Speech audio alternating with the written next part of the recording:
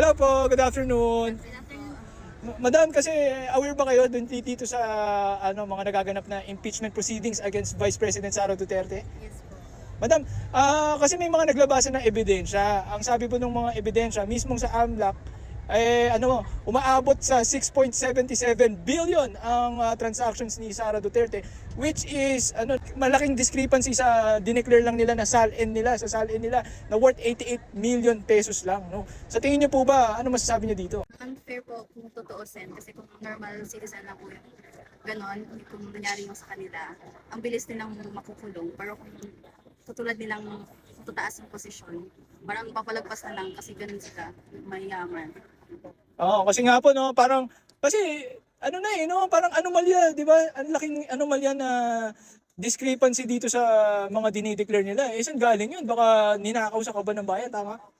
Kasi as financial management student po kami, ang lagi po sa amin tinuturo is we need to be transparent, especially na pera ng bayan po kasi yun eh. So, we need to be transparent with our citizens. Kailangan laging malalaman kung saan napupunta yung pera, kung saan nagagastos. So, ang unfair talaga titingnan yung mga data na nilalabas. May evidence na rin po kasi. Tama. Eh, ito naman po, ang mga sagot po ni Sara Duterte, laging press release lang sa media, hindi. Sa tingin niyo po ba dapat siyang humarap at mag-take an oath, no, kung talagang wala siyang kasalanan? Yes po, dapat. Kasi, tawag dito, dapat siya mismo yung sumasagot. Kung malinis po siya. Kailangan yung sabihin talaga na harapan sa mga citizen.